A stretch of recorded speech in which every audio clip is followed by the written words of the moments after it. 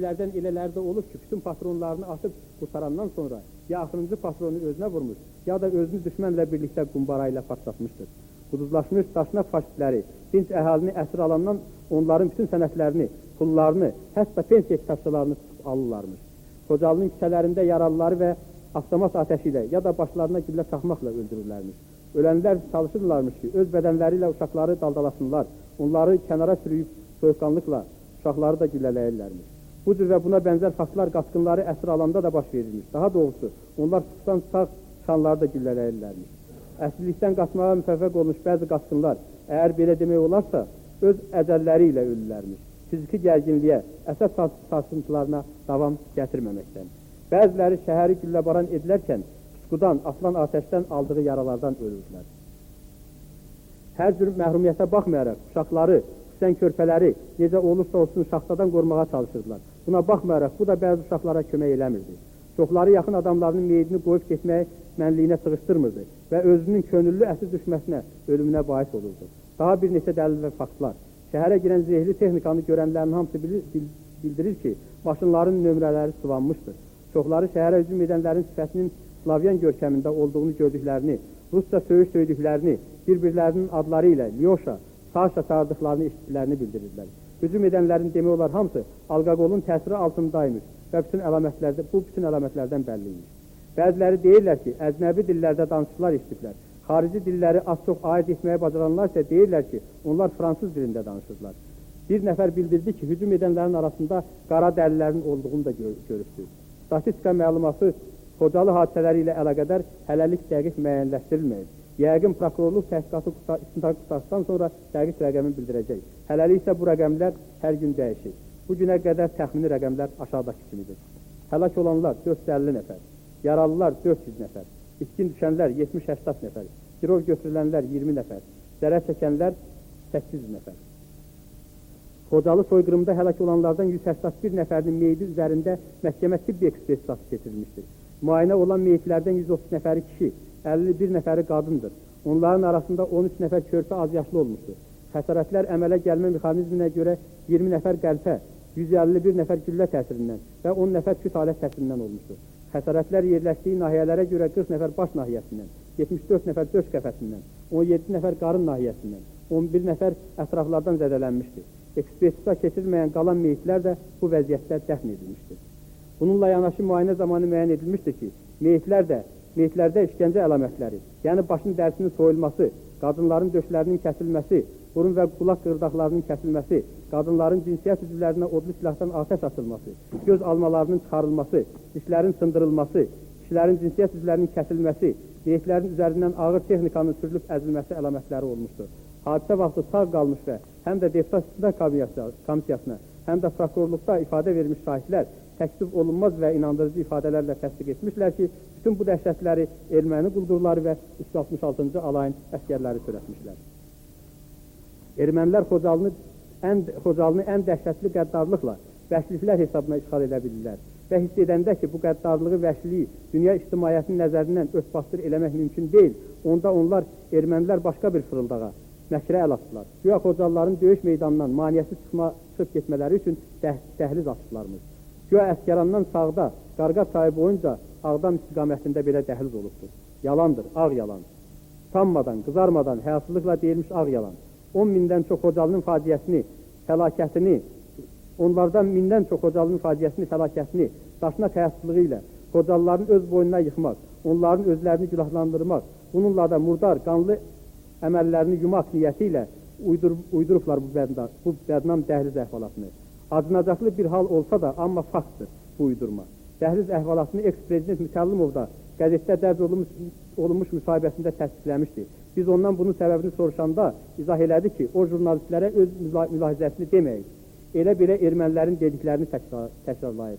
Lakin bir halda ki, Mütəllimov qeyd olunan müsahibəsində ermənilərin uydurmasına rədd cavab verməyib, onun bizə dedikləri qətiyyən inandırıcı deyil. Faktlara müraciət edək. Birinci, Xocalıların olduqca böyük bir qrupu məhz ermənilərin dəhliz adlandırdıqları istiqamətə qaçırlarmış. Bir neçə dəfə hücuma məruz qalıblar və böyük itki veriblər. Bu inkar edilməz faktı ermənilər belə izah edirlər ki, güya silahlı Xocalılar özləri onların postlarına hücum ediblərmiş və onlar da ermənilər güya cavab atəşi açmağa məcbur olublar. Bunu təsdiqləmək üçün onlar əlavə ediblər ki, Əsgəranda da onların silahlı dəstələri varmış və güya Xocalıları qırmaqdan iştirak etməyəcəklər. Cavab verdik. Vuruşan tərəflərdən biri dinc əhalinin çıxıb getməsi üçün dəhliz düzəldəndə adətən dəhlizin kənarlarında postlar qoyurlar. Bundan əlavə, yadımıza salaq, qaçqınların əksəriyyəti kimlərdən ibarət idi? Qadınlar, uşaqlar, qocalar və cəm bir neçə silahlı kişi vardı ki, onları qorumağa çalışırlar. Hansı məntiqlə inanmaq olar onların erməni postlarına hücum etmələrinə? Əksinə, onlar çalışırlar ki, sakit keçib geçsinlər. Bir neçə ölkənin müstəqil müşahidətləri təksib olunmaz dərəcədə sübut ediblər ki, qeyd olunan istiqamətdə birinci atəş atanlar erməni tərəfin postları deyil, əvvəlcədən soyuqqanlıqla pusular düzəltmiş erməni yaraşıları olublar. O ki, qaldı Əsgərandakı silahlı dəstələrə. Hamıya məlumdur ki, onlar döyüşə tam hazır vəziyyətdə idilər və onların vəzifəsi tamam başqa idi. Bizim milli ordunun Ağdamdan Xocalı istiqamətində cəbhəni yarmağa təşəbbüs göstərdikləri ehtimalda müqavimət göstərməli idilər. Bundan əlavə, dinc əhalini basqın olacağı və onların döyüş meydanından çıxması üçün dəhliz qoyulduğu barədə xəbərdarlıq üçün beynəlxalq normalar mövcuddur. Erməni tərəfi beynəlxalq müşahidəçilərə izahatlarında bildirirlər ki, güya onlar xəbərdarlığın 3 vasitəsindən istifadə ediblər. Rasiyadan, BTR-də qoyulmuş reproduktordan, bir də Xocalının üzərindən uçan vertolyotlarla vərəqələr çəkməklə. Birinci, Rasiya ilə heç bir xəbərdarlıq olmayıb. Xatırladırıq ki, Xocalıda o vaxt Rasiya işləyirdi. İkincisi, reproduktorla xəbərdarlıq edildiyinin bir nəfər də olsun şahidi yoxdur. Üçüncüsü, bir nəfər də olsun Xocalılı xəbərdarlıq vərəqəsi görməyib. Bundan əlavə, erməni tərəfi memorial mərkəzinin üzvlərinə o dedikləri xəbərdarlıq vərəqəsindən heç olmasa birdən nüsxə təqdim edə bilməyəcəklər. Erməni tərəfin mənəviyyatından xəbərdar olduğumuzdan bir cürətlə təsəvvür edə bilərik. Əgər o vərəqələr mövcud olsaydı, ermənilər beynəlxalq müşahidətlərinin hərəsinə onlardan 100 nüsxə verərdilər. Hələ qəzetlərdə də nəşr etdirər, televiziyada da göstərərdilər. Yox, heç nə olmayıb. Nə vərəqələr, nə xəbərdarlıq, nə də dəhliz. Bu əvvəlcədən planlaşdırılmış qırğın əməliyyatı idi. Bu əsl mənada insan ovu idi. Bu, nə xristianlığa, nə müsəlmanlığa, nə bütpərəstliyə, heç bir müqəddəs anlayışa, əndazəyə sığmayan vəhşilik idi, qəddarlıq idi, qanıkənlik idi, adam yiyənlik idi. Bu Xocalı faciəsi barədə həqiqət aşkar olduğu andan hamıya, hər kəsə aydın oldu. Bir halda ki, erməni tərəfi öz cinayət əməllərinin böyüklüyünü özləri də başa düşürdülər. Ona görə də növbəti yalana, hiləyə əl atıb, yalan, haykü salıb ictimaiyyəti aldatmaq üçün qeyd olunan böhtan toru qurmuşlar. Ancaq bu dəfə bu tora heç kim düşmədi. Heç kim, hətta ermənilərin himayədarları da, sadiq tərəfdarları da. Əsir götürülmüş Xocalıları əlbəttə yerində gülləyənlərdən savayı aparıb Stepanakert-də, avtokolonnanın ərazisində və tutaqların müvəqqəti saxlandığı milis təcridxanasında, Əsgəranda müvəqqəti təcridxanada, eləcə də Krasnoselada həbsxana kameralarında saxlayırdılar. Xocalı əsirlərinin saxlandığı şəraiti beynəlxalq normaları ilə müqayisə etmək belə mənasızdır. Onların nəinki hər hansı hüquq normalarına, hətta insanlığa belə heç bir dəxili yoxdur. Əsirlərin saxlanma şəraiti faktik olaraq Xocalıların qırılması üçün daha sərt bir üsul idi və şübhəsiz ki, onlar tamamilə qırıla bilərdilər.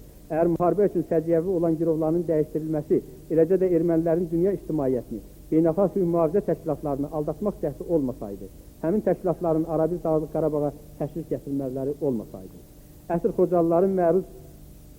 Xocalıların məruz qaldıqları işgəncə, təhqir, ələ salınma, insan ləyaqətinin alçaldılması siyasi nəinki bir, hətta 10 səhifəyə də sığmazdı. Biz yalnız bir neçə faktı sadalayacağız. Xocalıları kameraya salmazdan əvvəl üst kameranın döşəməsini temin, rütubət olmasına baxmayaraq, üst paltarlarını soyundurur, çoxunun isti yun corablarını da çıxardırdılar. Əsirlərin adi yemək norması bir parça çörək və 7 nəfərə bir parça su idi. Hər kim ki yaralı idi, bir qayda olaraq yaranı sarımağa qoymurdular. Elementar tibbi yardımdan məhrum olmuş yaralıların çoxu elə kamerada ölürdü. Bir çoxları da kamerada döyülməkdən ölürdü. Əsirləri heç bir səbəb olmadan döyürdülər. Ermənilər əsirləri döyməzdən əvvəl çox vaxt viski içi vurub dəmləndirirlər. Bəzən isə məhv gəlirdilər. Kimin zərbəsi güclüdür. Zorlama hadisəsi daha çox olurdu. Həddubuğa çatmamışların zorlanması halları da olurdu. Əsirlərin böyük bir qrupu, 300 nəfərə qədər məlumat var. Əsgərana göndərilməzdən əvvəl 3 gün donuz pəyəsində saxlamışdılar və bu 3 günün ərzində onlara yeməyə çiğ buğda vermişdilər. Belə hallar da olurdu ki, kişini əvvəlcə əzişdirib, zorla qadın paltarı geyinməyə məcbur edirdilər. Sonra da elə ələ salıb foto şəklini çəkirdilər. Bəzi əsirlərin başına çirkli vedrə, teyinlə, qanla, nəcislə dolu vedrə geydirirlər və uzun müddət çıxartmağa icazə vermirdilər. Meyitləri kameradan 2-3 gün çıxarmırdılar. Əsirlərin qızıl dişlərini çəkmək geniş yayılmışdı. Çox vaxt tapança dəstəyi ilə ya da ağır bir şeylə vurub sındırırdılar qızıl dişləri. Bəzən də yumruqla vururdular. Hətta bir dəfə 2 erməni yaraqlısı əsirlərdən birinin qızıl dişlərini çəkmək üçün 2 çəngəllə 1 saat ona əzab vermək əməliyyatı aparmışdı. Beynəlxalq təşkilatlardan gələnlər olanda onlar təşrif gətirənəcən zəifləri kameradan çıxardıb başqa yerə gizlədirdilər. Qalanlarını təzə döyülməyin izi əlaməti qalmasın deyə böyrəklərinə, qarınlarına vururdular və hədələyirdilər ki, əgər gələnlərə həqiqəti desələr, öldürəcəklər. Sonra da müvəqqəti olaraq gələn qonaqlar gedənəcən əsirlərə isti yun adyal verirdilər. Beynəlxalq müşahidəçilərlə əsirlərin söhbəti həmişə erməni tərəfin iştirakı ilə keçirdi. Bunun özü də beynəlxalq hüquq normalarına ziddir. Yeri gəlmişkən bu barədə Memorial Hüquq Mühafizə Mərkəzinin üzvü öz rəyində qeyd edilmişdir. Xocalı əsirlərdən çoxu azadlığa ağır xəstə halında çıxdılar. Bəziləri azadlıqda öldülər. Yaralardan, döyülmənin təsirindən, fiziki və əsəb sarsıntılarından. Bəziləri isə sağalmaq xəstəliklərə tutuldular.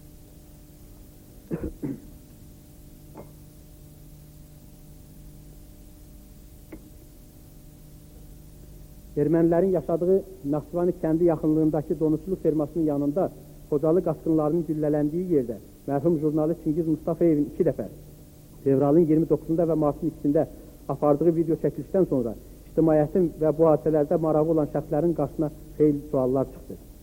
Qısaca olaraq yadımıza salaq. 29 fevral qeyd olunan sahənin üzərində 3 vertolyot göründü.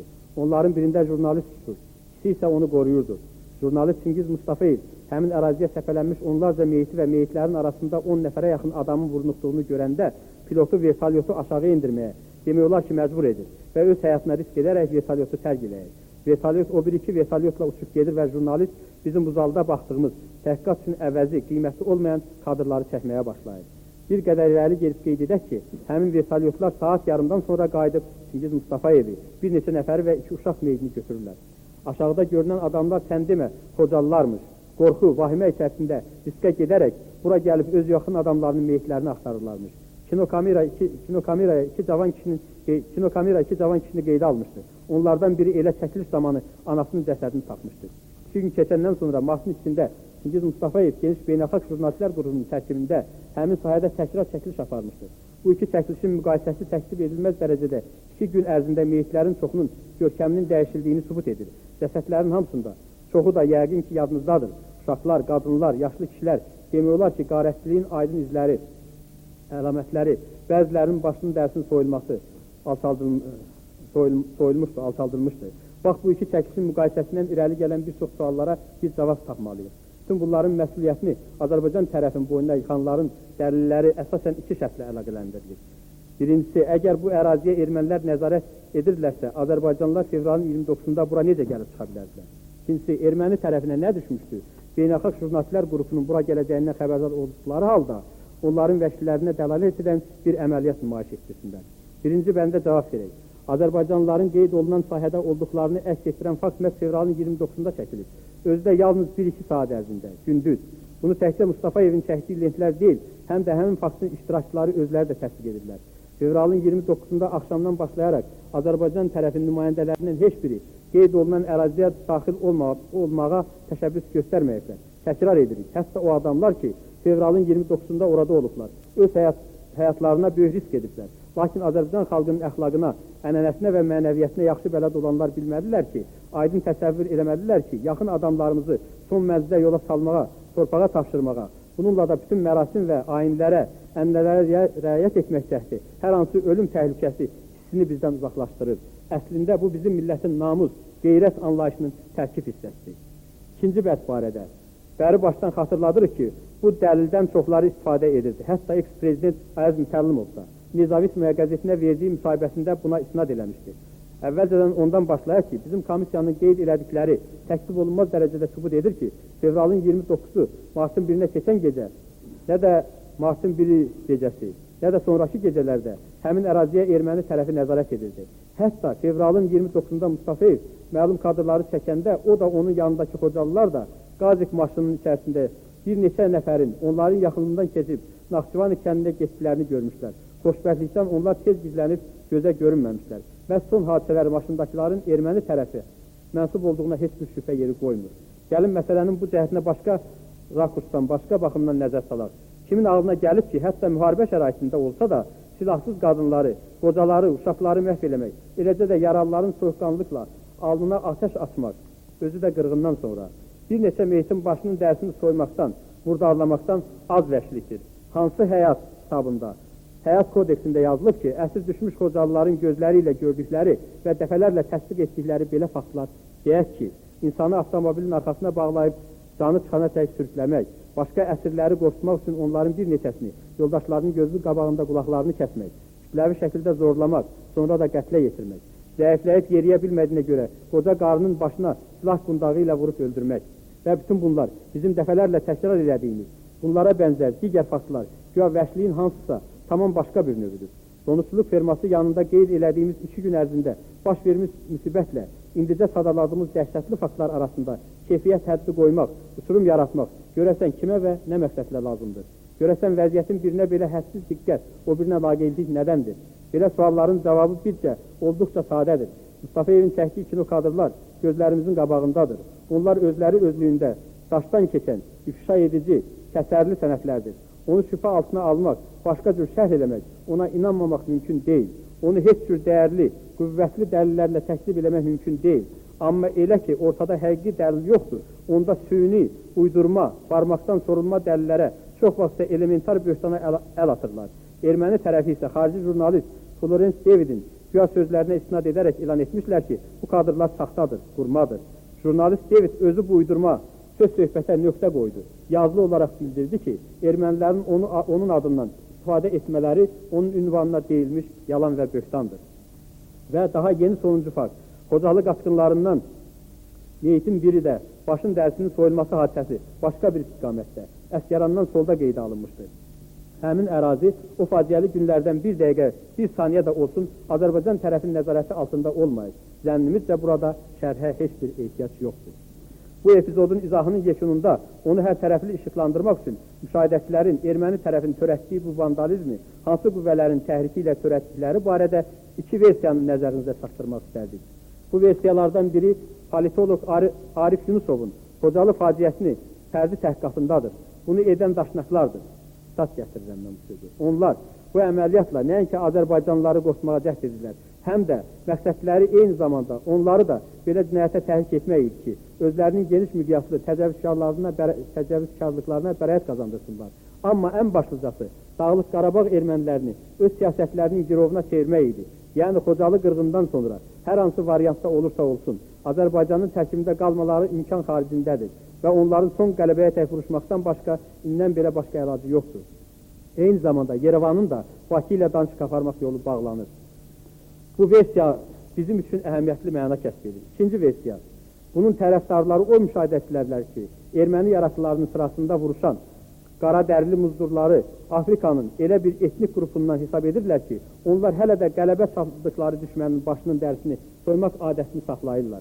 Bu versiyanı biz o qədər də həqiqətə uyğun hesab eləmirik. Ancaq güman edirik ki, daha ehtimal olunmağa haqqı vardır.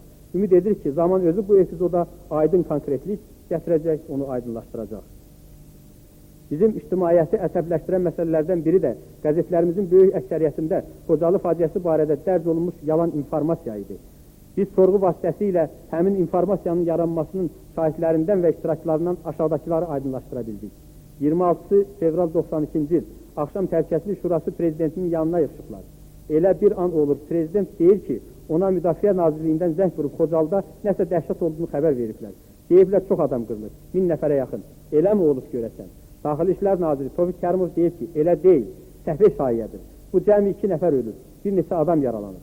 Şurada iştirak edən Prezident Mətbuat Mərkəzinin rəhbəri Rasim Ağayev təklif edir ki, mətbuat üçün dərhal informasiya hazırlansın. Tovik Kərimov razılaşır. Ağayev elə buradaca cızma qara eləyir, verilir makinada yazılmağa və hazır olan kimi gətirir Tovik Kərimova qol çəkdirməyə. Həmin informasiyanın qaralaması da, makinada çap olunmuş üzü də bizim əlimizdədir.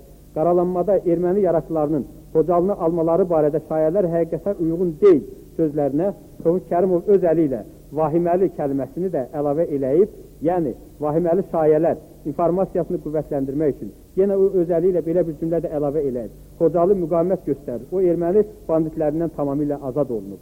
Qaralamada Tofiq Kərimov imza atıb və tarix qoyur. Təxminən elə həmin vaxt Şuşadan şəhərin komendantı Rəhim Qaziyev zəng vurur və prezidentin məruzəçisi Zərbəliyevin dediyinə görə o xəbər verir ki, ondakı məlumata əsasən Xocalı hələ təslim edilməyib. Bu zəngdən sonra Rasim Ağayev Tofiq Kərimovun yazdığı Xocalı müqavimət göstərir cümləsindən sonra yazır. Şuşa komendantı Rəhim Qaziyevin məlumatına görə, lakin yenə həmən Zərbəliyevin şahidliyinə görə bir az keçəndən sonra Qaziyev bir də zəng vurur qəbul otağına və deyir ki, onu aldadıblar, Xocalı darmadağın edilir, düşmənin əlindədir.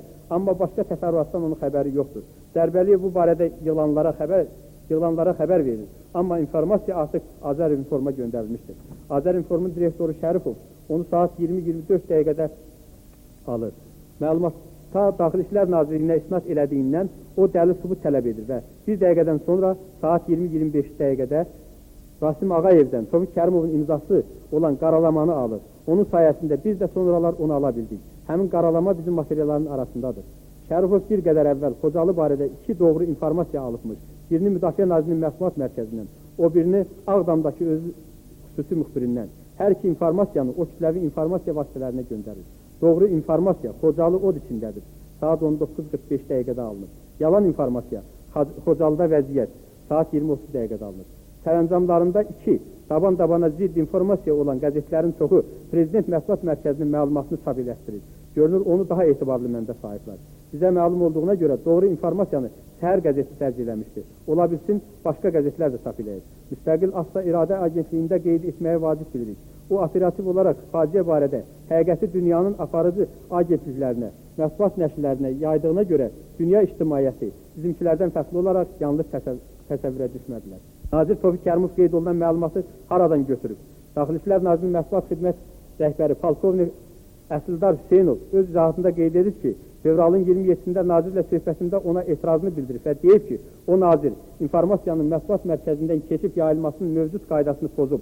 Sonra da soruşub ki, haradan götürüb o 2 nəfərin ölümü barədə rəqəmi. Kərimov Hüseynova cavab verib ki, prezidentin xəstə görkəmi var idi və o da onu sakitləşdirmək üçün elə-belə ağzına gələni deyib.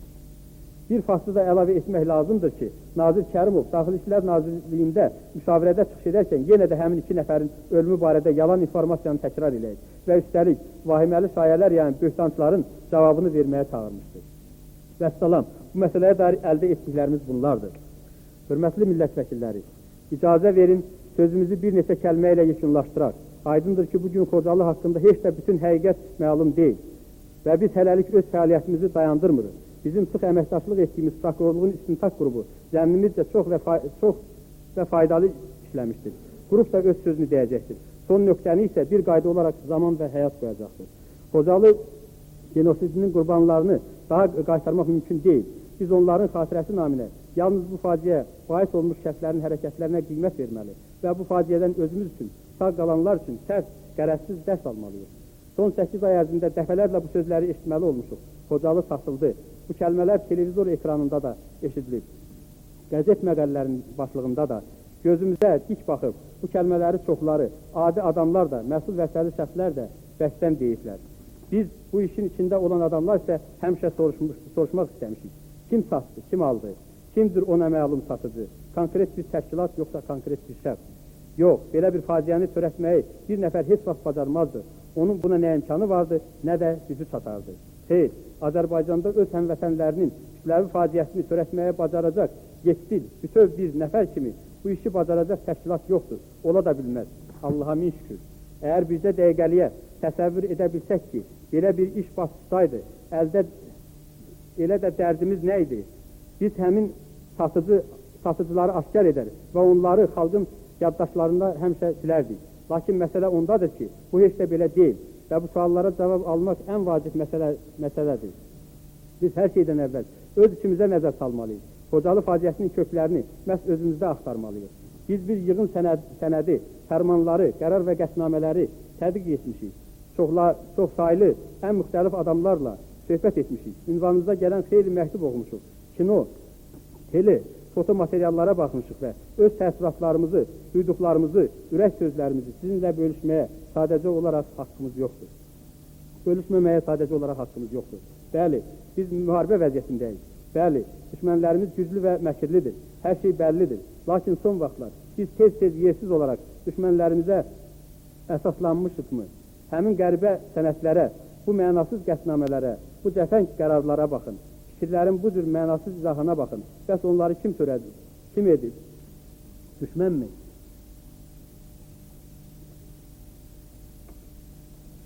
Baş alıb gedən təsərrüfatsızlığa, dövlət quruculuğu problemlərinə, kadr qarma-qarşılığına, baş alıb gedən özbaşınalığa diqqət yetirin.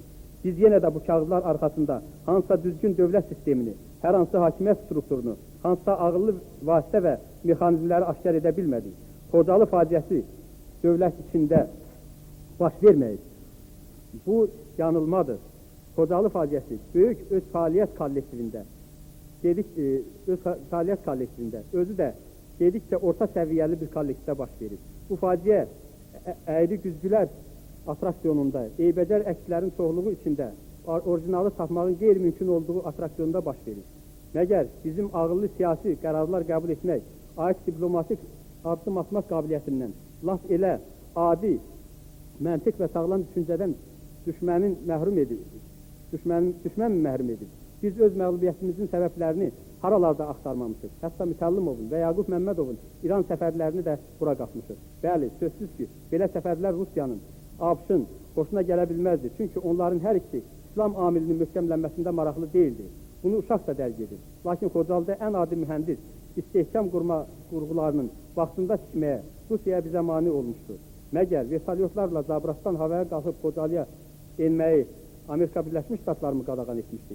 Bizim keçmiş prezidentimiz müstəqil dövlətlər birliyi sənədlərini imzalamayanda bilmirdimi ki, mərkəz bundan ötürü onun başını sığallamayacaq. Məgər kimlərsə münasibətin gələcək inkişafını proqnozlaşdırmaq və vəziyyətdən doğan təcili qərarlar qəbul etmək, ordunu genişləndirmək və tədqiq etmək, Qarabağdakı yaşayış məntəqələrimizi möhkəmləndirmək, qabaqlayıcı diplomatik tədbirləri görmək olmazdımı? Bəs bunun əvəzində hansı işlər görüldü? Bunun əvəzində hədər yerə vaxt itirildi. Yenə də mərkəzə boylanmağa başladılar. Və bir dəfə atılan möhkəm addım, prinsipial hərəkət çox kədərli bir finala gətirib çıxartdı. Müsəllimov bu salonda bizə bildirdi ki, NDB sənədlərinə imza atmadığını özünə bağışlamayacaq. Bilirsinizmi, ağlımıza bizim vəzifəli şəxslərlə bağlı çox qəribə suallar gəlirdi. Məsələn, kadrların açıq-aşkar düşünülməmiş yerləşdirilməsi, hansısa strukturaların əsaslandırılmadan yaradılması və əksinə sara düşməsi və s. Bizə cavab verirdilər. Məgər bilmirsiniz ki, Müsəllimovla Həsənovun arası sərindir. Məgər xəbəriniz yoxdur ki, Yehdiyev Kərimovla yola getmir. Məgər bilmirsiniz ki, o iki nəfər eyni rayondandır. O bir iki nəfər isə bu yaxınlarda quda olublar. Bilmirik, heç bilmək də istəmirik. Buyuracaqsınız, istəyirsiniz, düşün, istəyirsiniz, barışın, laf toy da saldırın. Allah xeyir versin. Dövlət siyasətinin buna nə dəxili? İşgüzar münasibətlərin buna nə aidiyyəti ola bilər? Ağalar vuruşurlar, çomaq isə nökərlərin başındasınız. Zavallı xalq, nəyə görə o kiminsə filan yerdə dünyaya gəlməsindən və ya kiminsə evlənməsindən ötürü cavab verməlidir? Nəyə görə? Nəhayət gəlin öz hərəkətlərimizi, münasibətlərimizi özümüz aydınlaşdıraq. Nəyə görə baş nazir Respublika üçün çox mühüm problemlərin həllində demək olar iştirak etmirdi? O prezidentin xeyrinə işləmək istəmirdi. Onun mövqeyini möhkəmləndirmək istəmirdi. Prezidentin ətrafına toplaşıb, sədaqətlə gözünü ona tikənlərdən ağıllı, istedadlı və iş qabiliyyətli olan bu şəxs nəyə gözləyirdi? Öz rəqibini biabır olmasını, yoxsa istifasını, yoxsa onun yerini tutmaq və yalnız bundan sonra əməlli başlı əldə ulaşmaq, var qüvvə ilə işləmək, hamiyada necə işləməyin göstərməyə ümid edirdi. Biz nə vaxtsa bu sualların açıq və düzgün cavabını özümüzdən soruşacağıq mı? Nəyə görə fevralın 25-də bəzi komandirlər öz dəstələrini gətirmədilər? Bəlkə yalnız ona görə ki, onların məxfi yiyələri, şefləri bir-birləri ilə sözləşmişdilər. Nəyə görə həmin səhər milis polkovniki Şahin Cahangirov tabeliyindəki bölməni başqa yerə göndərdi? Olmaya gecə pis yuxu görmüşdü. Nə üçün deputat Qasım Kərimov adamları Fəhmin Hacıyevin əleyhinə qaldırırdı? Bəlkə ona görə ki, Hacıyev xalq cəbhəsinin üzvü idi. Bəs eləsə nəyə görə Fəhmin Hacıyev öz növbəsində bələdçi Musayevə etibar etmədi? Bəlkə ona görə ki, əksinə Musayev xalq cəbhəsindən deyildi, adi bir kəndli idi. Nəyə görə komandirlər bir-birlərinə inanmırdılar? Yoxsa ona görə ki, biri milisdə, o birisi isə orduda qulluq edirdi. Bəs nə üçün bəziləri general Dadaş Rızayevə inanmırlar? Bəlkə ona görə ki, bir vaxtlar o Palyanitsko ilə işləyirdi.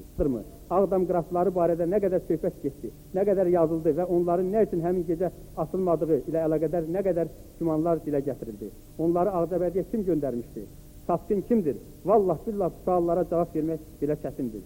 Onu deyim ki, dünən ifadə verərkən Şahin Musayev bildirdi ki, o şəxsən özü aydınlaşdırıb bu məsələni, qrafları Ağcabədiyə Fəhmin Hacıyev göndəribdir. Ona görə ki, həmin qraflar əslində heç bir hərbi təşkilata məxsus deyil, elə mülki təşkilata da. Yəqin ki, onlar formal olaraq kiminsə hesabındadır, lakin əslində onlar bir adamındır, qeyri-rəsmi şəxsin. Nə adı, atasının adı, familiyası bəlli bir nəfərin. Onun əşyalarıdır. Bəlkə ona bunları bağışlayıblar, bəlkə də öz pulu ilə alıb. Biz bilmirik. Fakt odur ki, qraflar onunkudur. İstəsə Ağcabədiyə aparar, istəsə Bərdəyə ya da Yevlağa. Vəssalam. Yeri gəlmişkən qraflar həmin gecə hər halda atəş atmışdı. Onlar gecə də olsa Ağcabədidən gətirilmişdi. Amma necə atəş atmışlar? Yəqin ki, necə gəldi? Hətta peşəkar hərbisi axtarmamışlar. Polkovnik Nikiforenko isə onların qulağının dibində, Ağdam mehmanxanasında gecələyirdi. Bu cür hadisələrin dəhşəti onların tipişliyindədir. Əslində bu satqınlardan daha da pisdir. Çünki satqını satmaq və zərərsizləşdirmək mümkündür. Bununlasa heç nə edə bilməzsən. Bu bizim məişətimiz, güzaranımız və alışdığımız həyat tərzidir. Nəyə görə belə hadisələr mümkün olur? Cavabı uzaqda axtarmaq lazım deyil. Yuxarıda kimsə kimdənsə xahiş edib. Ona görə də bunu yox, o birisini vəzifəyə qoyublar. O da öz növbəsində işi biləni qovub, yerinə öz yerlisini gətirib. O da öz növbəsində lazım bilmədiyi, əslində gərəkli müəssisəni bağlayıb istədiyini asıb. Hər işdə belədir. Bu zəncirin son həlqəsi isə bizə məlumdur. Qraflar lazım olan yerdə tapılmadı. Vəssalam. Buna bənzər bir-birindən kədərli, istənilən qədər misallar çəkmək olar. Hörmətli millət vəkilləri, bu cür təzahürlər bizim həyatımızdan silinmiş olsaydı, bugün bu barədə uzun-uzadı və ətraflı danışmazdıq. Təəssüf ki, öz sələflərimizin buraxdığı səhvlərin bəziləri bugün də təkrarlanır. Bugün də bəzi rəhbərlərin münasibətləri qaydasında deyil. Bugün də bəzən peşəkarlıq amili, bilik amili, öz yerində yerli-bazlıq, müəyyən siyasi və ictimai axına mənsubluq amillərində vardır. Bugün də yerliçilik və qohumluq amilləri mühüm rol oynaya bilər və oynayır. Bugün də biz bu salonda heç də həmişə səmimi olmuruq. Təkrar edirəm, bəli, bizim güclü rəqiblərimiz və taxlarımız var. Bəli, biz Azərbaycan xalqı son illərdə başqalarından çox əziyyət çəkmişik. Bizi döyüblər, qırıblar. Çox təəssüf ki, yenə də qırırlar. Lakin biz bütün bunlardan sonra həmrəy mütəşəkkil olmuşuqmu? Xırda şəxsi qərəzlikdən, haqq hesab çəkməkdən yaxamızı qurtarmışıqmı? Qısqanclıqdan, paxıllıqdan qaçmışıqmı? Biz bir-birimizə mehriban, diqqətli, canyanan olmuşuqmu? Və biz Bakılı, Naxçıvanlı, Lənkəranlı, Zaqatalalı, Qarabağlı yarlıqlarından qurtarmışıqmı? Sadəcə adi Azərbaycanlı, yeganə doğma və ana torpağın övladı olmuşuqmu? Nə qədər ki, bu suallara müsbət cavab vermək üçün mənəvi hüquq qazanmamışıq, Xocalının sönmüş külü də ürəklərimizdə qızmar dəmir kimi yanacaqdır. Komissiya topladığı dəlilləri, sənədləri, sorğuları, kütləvi informasiya vasitələri məhsullarının təhlilini, müstəqil təşkilatların, ayrı-ayrı şəxslərin təhqiqatlarının təhlilini, eləcə də Azərbaycan Respublikası prokurorluğu orqanlarının apardıqları istintaqın təhlilini yekunlaşdıraraq aşağıdakı nəticəyə gəlirlər.